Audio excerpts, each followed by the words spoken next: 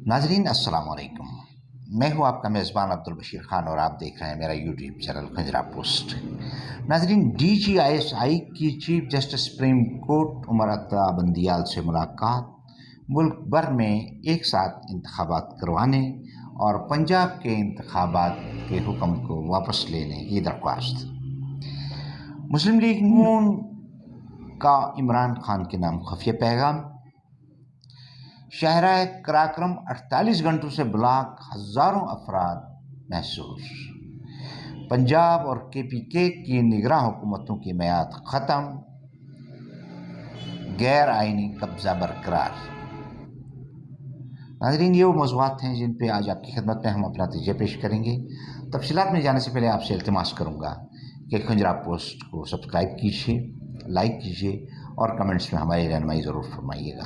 और हाँ, हमारे फेसबुक पेज पे जो अहबाब कमेंट्स करते हैं उन सब का शुक्रिया। वज़ारत दिफा के एक वफ़द ने chief justice of Pakistan Umar Ata Bandial साहब से गुज़िश्ता रोज़ मुलाकात की।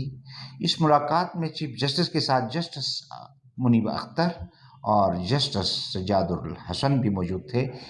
मुलाकात करने वाले DGISI के अलावा सेक्रेटरी डिफेंस और DG मिलिट्री ऑपरेशंस भी शामिल थे। अगरचे वफद में कुछ और ऑफिसर्स भी बताए जा रहे हैं मौजूद थे, लेकिन ये सारे बाहर रहे।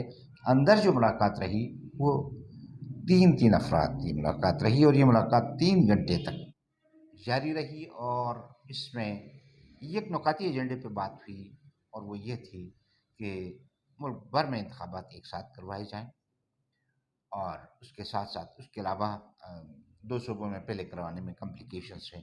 कहीं कुछ ज़राए का ये भी कहना है इंतज़ामी मामलात में फोर्सेस की फराहमी का इशू भी था।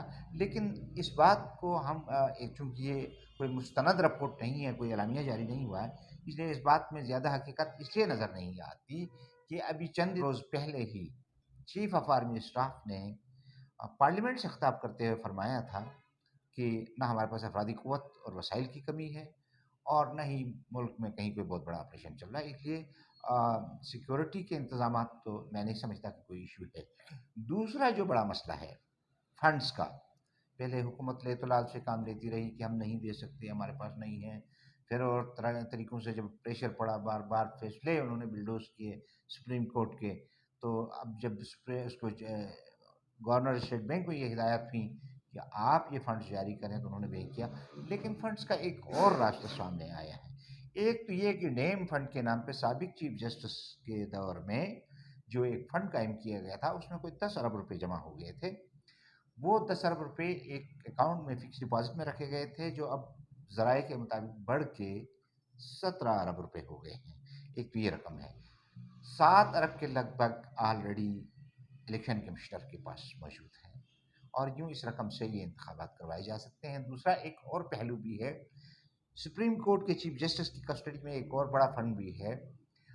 बहरिया टाउन के केस में जो एक पेनल्टी लगी थी उसके ऑनर पे और उन्होंने एक बड़ी रकम जमा करवाई थी, वो रकम बताया जा रहा है कि कोई 80 अरब रुपए की रकम है।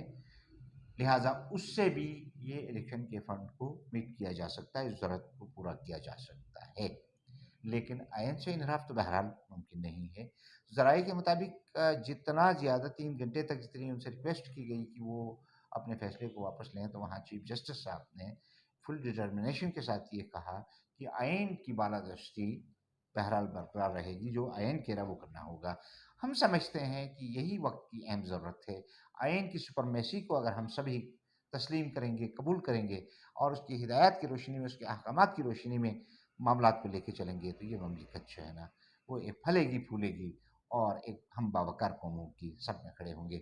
वरना वो बनाना रिपब्लिक का कंसेप्ट और ज़्यादा मजबूत हो जाएगा। इसलिए कि जब आप अपने मुल्क के आइन को बिल्डोज़ करेंगे, इसके कवानीन को बिल्डोज़ करेंगे और नज़रिए ज़रूरत का जो एक तबाहकुन नज़रिया इस मुल्क में राइज रहा है, उस पर अगर आपने आज भी उसको ज़िंदा रख करने की कोशिश की, तो फिर एक लामतनाही सिलसिला चल निकलेगा। सवाल ये है कि अक्टूबर जो डेडलाइन बताई जा रही है इंतखाबात की, उस वक्त भी फिर ये नज़रिया ज़रूरत सामने आ सकता है। आज अगर 2 सूबों में इंतखाबात करवाने के लिए सिक्योरिटी का कोई मसला है, तो फिर पूरे मुल्क में इंतखाबात कैसे होंगे, उसके लिए भी फिर आपको नज़रिया ज़रूरत को تسلیم کرنا ہوگا، اور اگر آپ اس بنیاد پہ نظریہ ضرورت کو تسلیم کرتے ہیں تو پھر اس کا مطلب یہ ہے کہ نظریہ ضرورت نے جتنی تباہی اس ملک میں ماضی میں پہنچائی ہے اس سے زیادہ خدا نخواستہ نقصانات کا احتمال ہے۔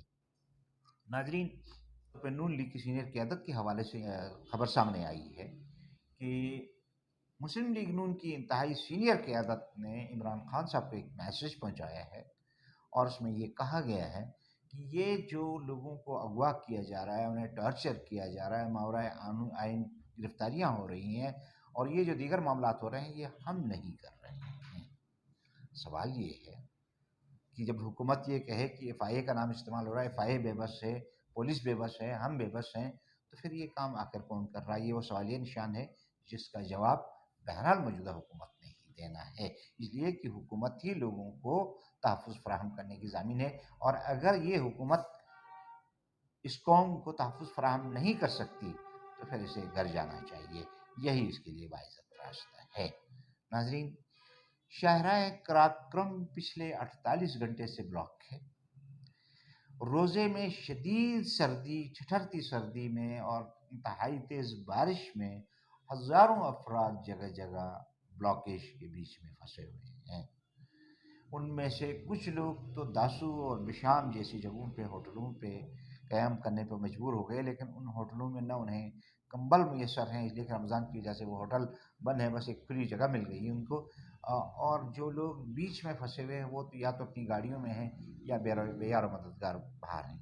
اس میں سب سے بڑا جو ایشو آیا ہے وہ گیال کے پل کا ہے۔ یہ پل پچھلے سال بہہ گیا تھا، اور نیشنل ہائی وے اتھارٹی نے اس کو تعمیر کرنا تھا، لیکن حیرت انگیز بات یہ ہے کہ ابھی تک اس کی تعمیر نہیں ہو سکی۔ کیوں نہیں ہو سکی؟ اس کا جواب بہرحال نیشنل ہائی وے اتھارٹی کے ذمہ ہے، اور انہیں چاہیے کہ اس کا جواب نہ صرف جواب دیں بلکہ آئندہ کے لیے اس طرح کی صورتحال سے قوم کو بچانے کے لیے فوری طور پہ گیال کا پل تعمیر کریں۔ یہ انتہائی اذیتناک بات ہے کہ ہزاروں خواتین، بوڑھے، مریض اور بچے کھلے آسمان تلے شدید بارش میں، اوپر سے سلائیڈنگ ہو رہی ہے، نیچے واش روم تک کی سہولت میسر نہیں ہے، کھانے پینے کی اشیاء نہیں ہے، ایسے میں یہ لوگ بے یار و مددگار پڑے ہوئے ہیں۔ اس شاہراہ پہ کوئی اس کا پرسان حال بھی ہونا چاہیے، اور خاص طور پہ کے پی کے حکومت جس کی جرڈکشن میں یہ ایریا آتا ہے، یقینی طور پہ انہیں بھی وہاں ریسکیو کے کوئی انتظامات کرنے چاہیے تھے جو کہیں نظر نہیں آئے۔ ناظرین، کے پی کے اور پنجاب میں نگراں حکومتوں کی میعاد آلموسٹ ختم ہو گئی۔ یہ حکومتیں آئین کے تحت 90 دن کے لیے قائم کی گئی تھی، اور ان کا مینڈیٹ 90 دن کے اندر صوبوں میں انتخابات کرا کے واپس جانا تھا، لیکن ان حکومتوں نے ہر وہ کام کیا جو ان کے کرنے کا نہیں تھا، اور اس کام سے راہ فرار اختیار کیا جو اس کی ذمہ داری کے تحت انہیں نگراں حکومتوں کے طور پہ قائم کیا گیا تھا۔ پنجاب کی حکومت کے حوالے سے جس طرح کی کھلی جانبداری اور ملک کی سب سے بڑی پارٹی کے خلاف انتقامی کارروائیوں کے ریکارڈز قائم ہوئے ہیں، وہ پاکستان کی تاریخ کا سیاہ باب ہے۔ ان حکومتوں کو آئینی طور پہ تو ان کی مدت ختم ہو گئی ہے، اب ان کی طرف سے جو بھی کارروائیاں ہوں گی، جو بھی انتظامی معاملات چلائے جائیں گے، وہ آئین کے اعتبار سے سراسر غیر آئینی اور غیر قانونی ہوں گے۔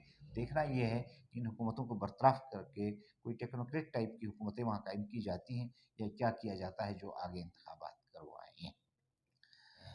جو اس وقت جو صورتحال اس قوم کو درپیش ہے، اس میں لامحالہ انتخابات پہلی ترجیح ہے کہ یہ آئین کا تقاضا ہے، خاص طور پہ دو صوبوں میں، پنجاب میں اور کے پی کے میں۔ لیکن جیسا کہ باوثوق ذرائع فرما رہے ہیں کہ D G I S I کی قیادت میں جس وفد نے چیف جسٹس سے ملاقات کی ہے، انہوں نے اس خواہش کا اظہار کیا ہے کہ پورے ملک میں انتخابات ایک ساتھ کروائے جائیں، تو اس میں میرے خیال میں ایک باوقار راستہ بھی موجود ہے، اور وہ راستہ یہ ہے کہ ٹھیک ہے، ان انتخابات کو ڈیلے نہیں کیا جا سکتا کہ یہ آئین کا تقاضا ہے، اور ان انتخابات میں اگر 2-3 مہینے پہلے ہی اسمبلی توڑ دی جائے تو یہ کوئی قانون کی خلاف ورزی نہیں ہے۔ اس لیے بہتر ہوگا کہ فوری طور پہ مرکز، سندھ اور بلوچستان کی حکومتیں توڑ دی جائیں، اور 90 دن کے اندر پورے ملک میں انتخابات کروا دیے جائیں، اور اس کے لیے اس فنڈ سے رقم استعمال کی جائے جو چیف جسٹس کے زیر تصرف ہے، اگر مرکز یہ فنڈ دینے کی پوزیشن میں نہیں ہے تو۔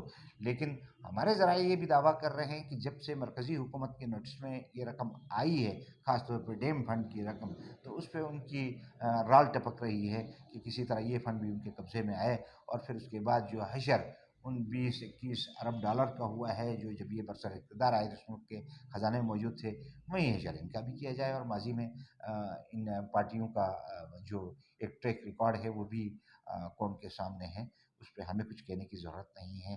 لیکن ایک بات بہرحال سوچنے کی ہے کہ نظریہ ضرورت کو اب دفن کرنا ہوگا۔ یہ نظریہ ضرورت اگر برقرار رہا اور اب بھی انتخابات نہیں ہوئے تو اکتوبر میں بھی انتخابات کی کوئی گارنٹی نہیں ہوگی، اور یہ نظریہ ضرورت ہی ہے جس نے پاکستان کو تباہ برباد کیا۔ اللہ تعالیٰ اس نظریہ ضرورت سے، اس کی خرافات سے اور اگلی مشکلات سے پاکستان کو بچائے۔ اس کے ساتھ آج کے پروگرام سے آپ سے اجازت چاہوں گا، اگلے پروگرام میں کسی اور ٹاپک کے ساتھ آپ کی خدمت میں حاضر ہوں گا۔ تب تک کے لیے اپنے میزبان عبدالبشیر خان کو اجازت دیجیے۔ پاکستان پائندہ باد۔